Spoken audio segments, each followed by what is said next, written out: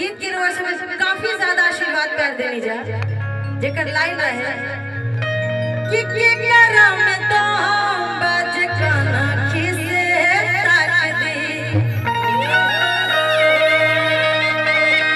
जान जाई पियावत पानी उनकर नाम के कि अगर संता बिरहा के नाम लिखे हंसा देखे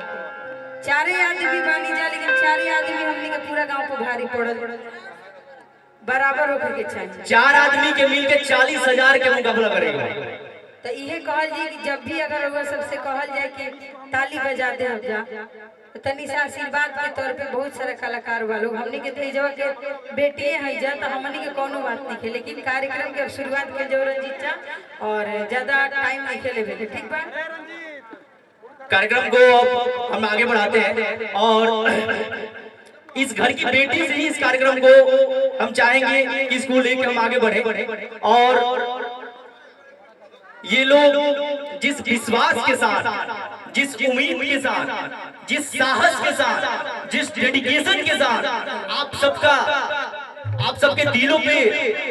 राज करती है आप सबका प्यार दुलार पाती है उसके लिए एक छोटा सा शायर है बाकी उसके बाद मैं करीना को आप लोगों के करीना के माध्यम से आप लोगों को जो भी वायरल और ट्रेंडिंग सॉन्ग है सुनने को मिलेगा। शायर ऐसे है कि नई जमीनें नया आसमां पैदा कर नई जमीनें नया आसमां पैदा कर अपने हर कदम पे नया विश्वास पैदा कर नई जमीनें नया आसमां पैदा कर अपने हर कदम पे नया विश्वास पैदा कर मांगने से मंजिल नहीं मिलती है मेरे दोस्त मांगने से मंजिल नहीं मिलती है मेरे दोस्त अपने हर कदम पे विश्वास पैदा कर तो आपके अंदर अगर विश्वास रहेगा तो उस घर में करीना सविता और हेमा जैसी बेटियां जरूर पैदा होंगी और अगर उनके मेहनत में अगर साहस और लगन रहेगा तो एक दिन आप लोगों के दिलों पे जरूर राज करेंगे जो कर रहे हैं। और मैं चाहूंगा कि करीना हेमा तू क्या बैठी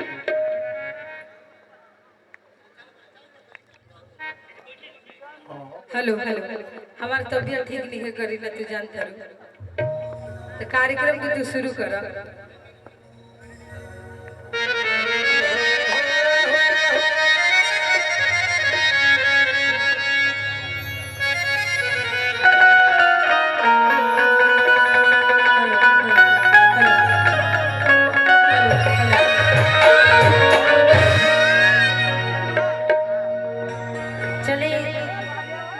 आज हमने तो वैसे भी कार्यक्रम में आई लिखी जा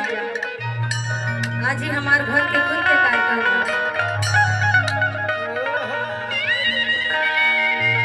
और मंच में हमने के गार्जियन हमने के गोपाल चाचा जी बानी और हमने के बड़ भैया सनी भैया बानी हमारे छोट भाई छोटू राजा बारे और भी हमारे अमित उपाध्याय जी बनी कहाँ बड़े लेकिन अच्छा और अभय दिवाकर भैया भी बनी और हमार आंटी बंटी ठीक भी बा हाँ सनी भैया के तो तमाम जितना भी कलाकार है जीजा हमने के गांव में आइल बा बस रोज सब के आशीर्वाद पावे खातिर आइल बा और आज हमार भैया के जनेऊ बा बस ओकरे उपलक्ष्य में सब कोई आइल बा तो हम चाहब कि रउआ सब ऐसा आशीर्वाद खाली हर मोमेंट पर ताली बजा के दी जाए ताकि जैसे कलाकार निराश होकर ना जाए तो हम चाहब कि पर तमाम कलाकारों खातिर रउआ सब एक बार ताली बजा दी जाए जोरदार और हमार जोन सॉन्ग ऐसे तरह सबके आशीर्वाद से तमाम हमार गीत ट्रेंडिंग में चला था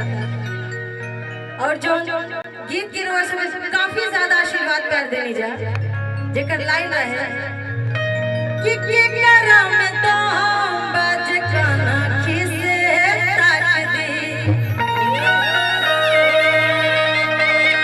जान जाई पियावत पानी उनकर नाम के अमित उपाध्याय जी के लिए जोरदार ताली बजा दी जा रोज आज ये गीत जो ना चैनल से आई है प्यारी फिल्म से कंपनी के मेन मालिक जब बैठे भैया के नाम रवि रंजन भैया, राजीव रंजन, अच्छा राजीव रंजन भैया, जेकर खूब सारा आशीर्वाद पर हम दोनों ना तीनों बहन के ऊपर बा। तो भैया से हम ये आग्रह करो कैसे आशीर्वाद प्यार बनेले रखी जाए। हम तीनों बहन पे ना जितने के तमाम कलाकार बने सब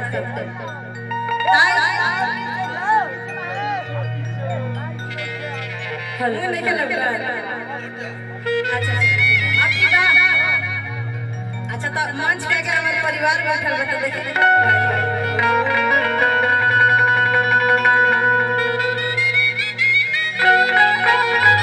काहे के बांधी बाबा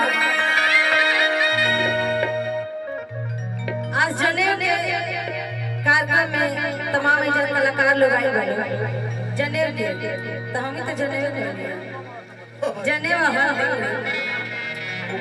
अकाल हाँ उपनयन संस्कार साथ भैया के हम रही थी ना ताई पहले हम एगो छोटा सा उपनयन संस्कार के गीत से शुरुआत करता है। फिर ओकरा बाद हमारे घरे के कार्यक्रम हम चाहते हैं कि आज हम बैठ के सुनी आ जितना भी गार्जियन है मैं जाऊ लोग हम के सुना रोज सब चाहते नहीं जानू अरे जोर से कह देना तो कहल में कोई सुने वाला बा हाँ पहले एगो उपनयन संस्कार के गीत और फिर एगो लोकगीत गाते फिर आगे जो भी कलाकार जैसे उनके गार्जियन है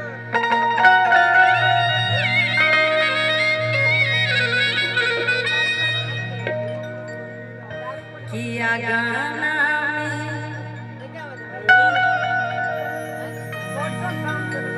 में बैठे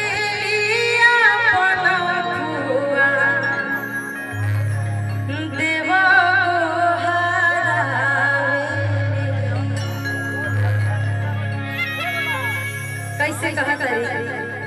आज हमारी के मंच के आगे भी ज्यादातर जनसंख्या हमारे पूरे लोग के ही किया गाना में बैठे लिया अपना हुआ देवा को हरावे गाना में बैठे लिया अपना हुआ देवा को हरावे जनी देव आराजा जनी रे देवा मनीषा जनी देव आराजा जनी रे देवा मनीषा